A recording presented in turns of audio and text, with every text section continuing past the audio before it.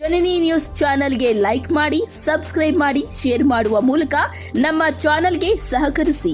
ಹೆಚ್ಚಿನ ಮಾಹಿತಿಗಾಗಿ ಸಂಪರ್ಕಿಸಿ ಹರಿಚಿನ್. ತಂದಿದ್ದಾರೆ ಏನು ನಾಗಮೋಹನ್ ದಾಸರ ಅವೈಜ್ಞಾನಿಕ ವರದಿನಲ್ಲಿ ಇರ್ತಕ್ಕಂಥ ಲೋಪದೋಷಗಳನ್ನು ಮುಖ್ಯಮಂತ್ರಿಗಳಿಗೆ ಬಹಳ ಸಂಪೂರ್ಣವಾಗಿ ಬಹಳ ಅರ್ಥಪೂರ್ಣವಾಗಿ ಮನವರಿಕೆಯನ್ನು ಮಾಡಿಕೊಟ್ಟಿದ್ದಾರೆ.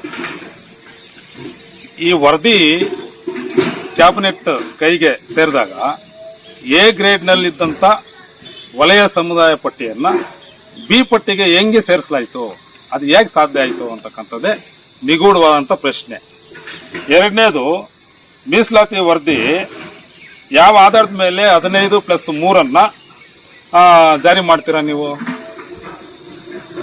15+3 18 ಇದರಲ್ಲಿ ಹೆಂಗೆ ಜಾರಿ ಮಾಡೋಕ್ಕೆ ಸಾಧ್ಯ ಆಗ್ತದೆ? ಜೊತೆಗೆ ಸದ್ಯಕ್ಕೆ 17% ಬರುವಂತ 6+6+5 ಇದರ ಆಧಾರದ ಅಡಿಯಲ್ಲಿ ಹೆಂಗೆ ನೀವು ಮಾಡ್ಲಿಕ್ಕೆ ಸಾಧ್ಯ ಆಗುತ್ತೆ? ಇವೆಲ್ಲ ಕೂಡ ಲೋಪದೋಷಗಳಿದೆ. ಕೂಡ ಮಂತ್ರಿ ಮನವರಿಕೆ ಮಾಡಿದ್ದಾರೆ.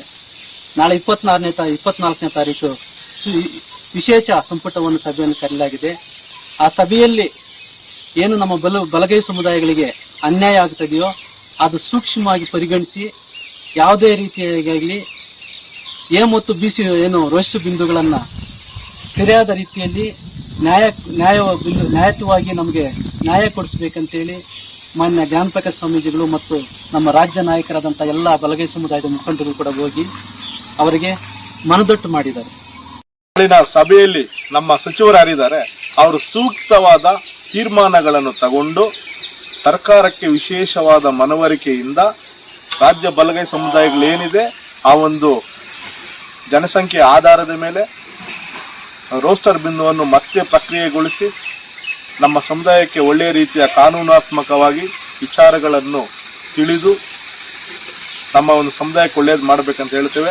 ಅಷ್ಟೇ ಅಲ್ಲ, ಈಗಾಗಲೇ ಏನು ನಮಗೆ ಮಾಹಿತಿ ಕೊಟ್ಟಿದ್ದಾರೆ ನಮ್ಮ ಜ್ಞಾನಪ್ರಕಾಶ್ ಸ್ವಾಮೀಜಿಯವರು, ಈ ಒಂದು ರೋಸ್ಟರ್ ಬಿಂದು ಆಗಿರ್ಬೋದು, ಈ ಒಂದು ಮೀಸಲಾತಿ ಆಗಿರ್ಬೋದು, ಇದಕ್ಕೆ ಸಂಬಂಧಪಟ್ಟಿರುವಂತಹ ವಿಚಾರವಾಗಿ ನಮ್ಮ ಮುಖ್ಯಮಂತ್ರಿಗಳು ಹಾಗೂ ಸಚಿವರ ಸಂಪುಟ ಕ್ಯಾಬಿನೆಟ್ ವಿಶೇಷವಾದ ನಿರ್ಧಾರಗಳನ್ನು ತೆಗೆದುಕೊಂಡು ಮುಖ್ಯಮಂತ್ರಿಗಳ ಗಮನಕ್ಕೆ ತಂದಿದ್ದಾರೆ.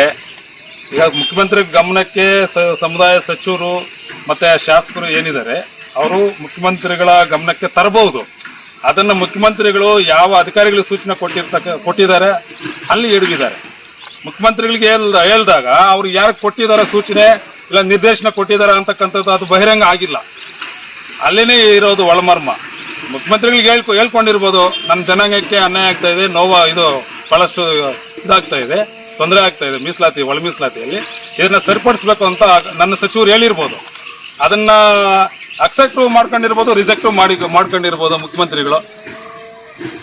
ನಮ್ಮ ಸಮುದಾಯದಿಂದ ಏನು ಸ್ವಾತಂತ್ರ್ಯ ಉದ್ಯಾನವನದಲ್ಲಿ ಮಾಡಿದಂಥ ಸಮಾವೇಶದಲ್ಲಿ ಅಲ್ಲಿ ನಮ್ಮ ಒಂದು ಬೇಡಿಕೆಗಳು ಮತ್ತು ಮನವಿಯನ್ನ ಸ್ವೀಕಾರ ಮಾಡಲಿಕ್ಕೆ ನಮ್ಮ ಮಹಿಳಾ ಸಚಿವರಾದಂಥ ಮಾನ್ಯ ಲಕ್ಷ್ಮೀ ಹೆಬ್ಬಾಳ್ಕರ್ ಅವರು ಸಮಾರಂಭ ವೇದಿಕೆಗೆ ಆಗಮಿಸಿದ್ರು. ಮತ್ತು ನಮ್ಮ ಇವರು ಇನ್ನೊಬ್ಬ ಸಚಿವರಾದಂಥ MP ಪಾಟೀಲ್ ಅವರು ಬಂದಿದ್ರು. ಇಲ್ಲ ಮುಖ್ಯಮಂತ್ರಿಗಳೇ ಬರಬೇಕು ಅಂತಕ್ಕಂಥ ಒಂದು ಇದನ್ನ ಸ್ವಾಮೀಜಿಗಳು ಬಲವಾದಂಥ ಒತ್ತಡ ಒತ್ತಾಯಿಸಿದ್ರು. ಮುಖ್ಯಮಂತ್ರಿಗಳೇ ಇಲ್ಲಿ ಬಂದು ಆಗಮಿಸಬೇಕು, ನಮ್ಮ ಮನವಿಯನ್ನು ಪುರಸ್ಕರಿಸಬೇಕು, ನಮ್ಮ ಸಮಸ್ಯೆಗಳನ್ನು ಆಲಿಸಬೇಕು ಅಂತ ಬಿಟ್ಟು ಒತ್ತಡ ಮಾಡಿದ್ರು. ಮುಖ್ಯಮಂತ್ರಿಗಳು ಬೇರೆ ಕಾರ್ಯದಲ್ಲಿ ನಿರತರಾಗಿದ್ದಾರೆ ಅಂತ ಈ ಏನು ಸಚಿವ ಸಂಪುಟದ ಸಚಿವರನ್ನು ಕಳಿಸ್ಕೊಟ್ಟಿದ್ರು. ಆ ಸಚಿವ ಸಂಪುಟದ ಸಚಿವರು ಕೂಡ ಅಲ್ಲಿನ ಕೂಡ ವೇದಿಕೆಯಲ್ಲ ಕೂಡ ನಮ್ಮ ಸ್ವಾಮೀಜಿಗಳು ಮತ್ತೆ ನಮ್ಮ ಜನಾಂಗದ ರಾಜ್ಯ ಮುಖಂಡರು ಏನಿದ್ದಾರೆ ಅವರೆಲ್ಲ ಕೂಡ ಇದ್ರ ಬಗ್ಗೆ ಒಳ ಮೀಸಲಾತಿಯಲ್ಲಿ ಏನು ಅನ್ಯಾಯಗಳು ಲೋಪದೋಷಗಳು ಆಗಿದೆ ಅಂತಕ್ಕಂಥ ಪ್ರತ್ಯಕ್ಷವಾಗಿ ಅಲ್ಲೇ ಕಣ್ಣಾರೆ ಅವರಿಗೆ ಮನವರಿಕೆಯನ್ನು ಮಾಡಿಕೊಟ್ಟಿದೆ. ಸ್ವಾಮೀಜಿಗಳು ಏನು ಬಲಗೈ ಸಮುದಾಯದಕ್ಕೆ ಏನು ನಮಗೆ ಮೀಸಲಾತಿಯಲ್ಲಿ ಎ ಮತ್ತು ಬಿ ಸಿ ಅಂತ ಏನು ವರ್ಗೀಕರಣ ಮಾಡಿದಾರೋ ಅದರ ಕುರಿತಂತೆ ಕೂಡ ಮಾನ್ಯ ಮುಖ್ಯಮಂತ್ರಿಗಳಿಗೆ ಎಲ್ಲ ರೀತಿಯಲ್ಲಿ ಕೂಡ ನಮ್ಮ ಸಮುದಾಯಕ್ಕೆ ಯಾವುದೇ ರೀತಿಯಾಗಲಿ ಅನ್ಯಾಯ ಆಗಬಾರ್ದು ಮತ್ತು ನಮ್ಮ ಒಡನಾಡಿಗಳಂತ ಇನ್ನೊಂದು ಸಮುದಾಯದಕ್ಕೆ ಕೂಡ ಅವ್ರಿಗೂ ಕೂಡ ಅನ್ಯಾಯ ಆಗಬಾರ್ದು. ಎಲ್ಲ ಕೂಡ ನಾವು ಒಡನಾಡಿಗಳು ಒಂದು ಸಮುದಾಯದಲ್ಲಿ ಒಗ್ಗೂಡಿದಂತಹ ಸಮುದಾಯಗಳಂತ ಕೂಡ ಅವರು ಮಾನ್ಯ ಸಿದ್ದರಾಮಯ್ಯ ಅವರು ಕೂಡ ಮನವರಿಕೆ ಮಾಡಿದ್ದಾರೆ. ನಾಳೆ 24ನೇ ತಾರೀಕು ವಿಶೇಷ ಸಂಪುಟವನ್ನು ಸಭೆಯನ್ನು ಕರೆಯಲಾಗಿದೆ. ಆ ಸಭೆಯಲ್ಲಿ ಏನು ನಮ್ಮ ಬಲಗೈ ಸಮುದಾಯಗಳಿಗೆ ಅನ್ಯಾಯ ಆಗ್ತದೆಯೋ ಅದು ಸೂಕ್ಷ್ಮವಾಗಿ ಪರಿಗಣಿಸಿ ಯಾವುದೇ ರೀತಿಯಾಗಲಿ ಎ ಮತ್ತು ಬಿ ಸಿ ಏನು ರೋಷ್ಟು ಬಿಂದುಗಳನ್ನು ಸರಿಯಾದ ರೀತಿಯಲ್ಲಿ ನ್ಯಾಯಯುತವಾಗಿ ನಮಗೆ ನ್ಯಾಯ ಕೊಡಿಸಬೇಕಂತೇಳಿ ಮಾನ್ಯ ಜ್ಞಾನಪ್ರಕಾಶ ಸ್ವಾಮೀಜಿಗಳು ಮತ್ತು ನಮ್ಮ ರಾಜ್ಯ ನಾಯಕರಾದಂಥ ಎಲ್ಲ ಬಲಗೈ ಸಮುದಾಯದ ಮುಖಂಡರು ಕೂಡ ಹೋಗಿ ಅವರಿಗೆ ಮನದಟ್ಟು ಮಾಡಿದ್ದಾರೆ. ಸ್ವಾಮಿ, ನಾವು ಈ ಬಲಗೈ ಸಮುದಾಯದವರು ನಾವೆಲ್ಲ ಕೂಡ ಆ ಕಾಲದಿಂದ ಕೂಡ ಶೋಷಿತಕ್ಕೆ ಒಳಗಾಗಿ ಕಾಲಕ್ಕೆ ತುಳಿತುವರಾಗಿ ನಮ್ಗೆ ತುಂಬಾ ಅನ್ಯಾಯವಾಗಿ ಬದುಕಿರೋಂಥವ್ರು ಎರಡು ಜಾತಿಗಳು ಕೂಡ ಆಗಿರ್ಬೋದು ಅಥವಾ ಕೂಡ ನಾವು ಯಾವುದೂ ಕೂಡ ಶೋಷಣೆಗೆ ಒಳಗಾಗಿರೋರು ಯಾವುದೇ ಕಾರಣಕ್ಕೂ ಕೂಡ ನಮಗೆ ಅನ್ಯಾಯ ಆಗಬಾರ್ದು. ಇದು ನೀವು ಸೂಕ್ಷ್ಮವಾಗಿ ನಿಮ್ಮ ಮನದಟ್ಟಿಟ್ಕೊಂಡು ಕೂಡ ಕ್ಯಾಬಿನೆಟ್ ಅಲ್ಲಿ ನಮಗೆ ನ್ಯಾಯ ಕೊಡಿಸಬೇಕು. ಆ ಕೊಡಿಸೋಂಥ ರೀತಿಯಲ್ಲಿ ಕೂಡ ನಾವು ಮುಂದಿನ ಆಗಿಲ್ಲ ಅಂದ್ರೆ ಕೂಡ ನಾವು ಬೀದಿಗಳು ಹೋರಾಟ ಮಾಡ್ತೀವಿ ಅಂತ ಕೂಡ ರಾಜ್ಯಾದ್ಯಂತ ಕೂಡ ನಾವು ಈಗಾಗಲೇ ಕೂಡ ಸೂಚನೆ ಕೊಟ್ಟಿದ್ದೀವಿ.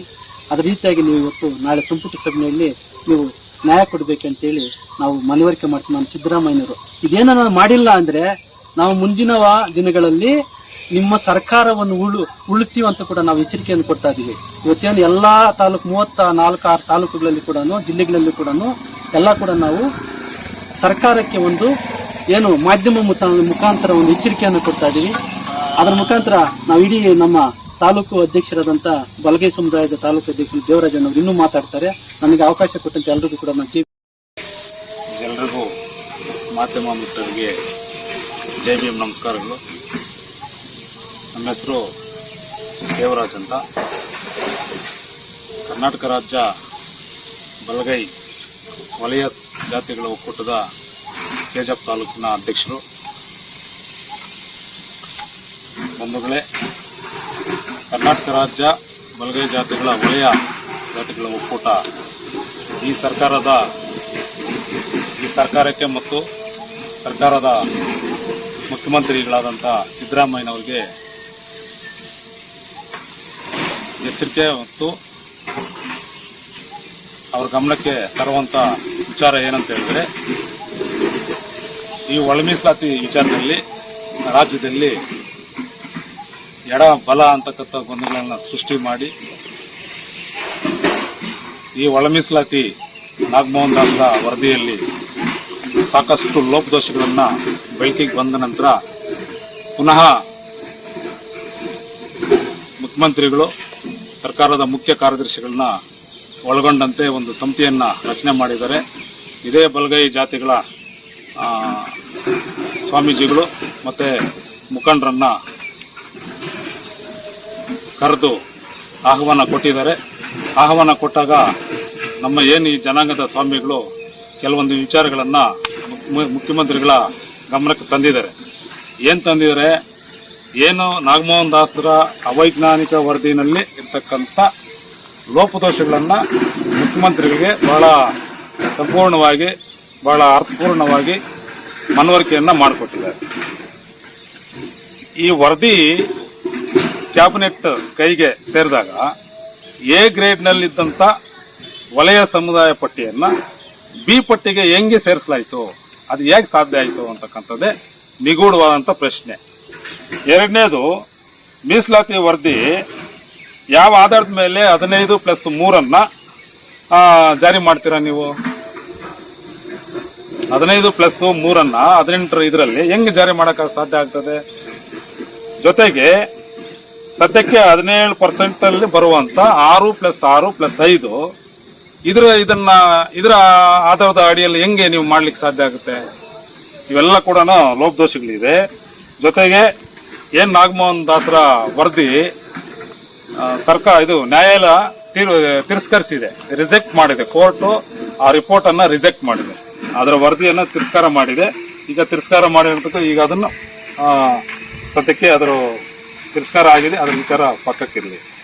15% ಅಲ್ಲಿ 15% ಹೇಗೆ ನೀವು ABC ಅಂತಕ್ಕಂಥ ನಮ್ಮ ಜಾತಿಗಳನ್ನೇ ನೀವು ಹೆಂಗೆ ವರ್ಗೀಕರಣ ಮಾಡ್ತೀರಿ?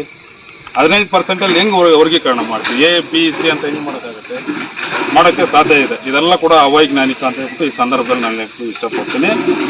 ಜೊತೆಗೆ ನಾಗಮೋಹನ್ ದಾಸ್ರ ವರದಿ ಅವೈಜ್ಞಾನಿಕವಾಗಿರೋದ್ರಿಂದ 15% ಅಲ್ಲಿ 15% ಅಲ್ಲಿ ಅದರಲ್ಲಿ ಒಳ ಮೀಸಲಾತಿಯನ್ನ ಮಾಡುವಂತ ಹುನ್ನಾರ ಮಾಡ್ತಾ ಇದ್ದಾರೆ.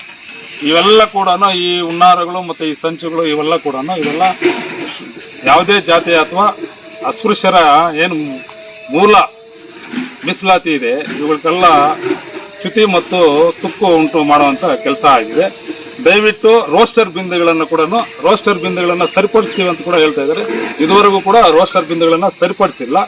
ಇವೆಲ್ಲ ಅವೈಜ್ಞಾನಿಕವಾದಂತ ಎಲ್ಲಾ ಅಂಶಗಳನ್ನ ಇಟ್ಕೊಂಡು ನಮ್ಮ ಪೂಜನೀಯ ಜ್ಞಾನಪ್ರಕಾಶ ಸ್ವಾಮೀಜಿಗಳು ಮತ್ತೆ ಅವರೊಂದಿಗೆ ನಮ್ಮ ಜನಾಂಗದ ಪ್ರಮುಖ ಎಲ್ಲ ರಾಜ್ಯ ಮುಖಂಡರು ಬುದ್ಧಿಜೀವಿಗಳೆಲ್ಲ ಹೋಗಿ ಕೂಡ ಮಾನ್ಯ ಮುಖ್ಯಮಂತ್ರಿಗಳವರಿಗೆ ಮನವರಿಕೆ ಮಾಡಿಕೊಟ್ಟಿದ್ದಾರೆ.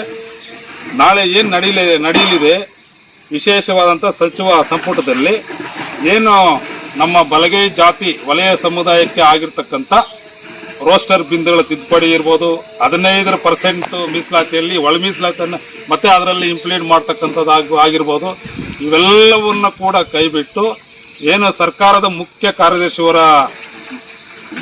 ನೇತೃತ್ವದಲ್ಲಿ ಅವರ ಒಂದು ಸಮಿತಿ ಮಾಡಿದ್ದಾರೆ.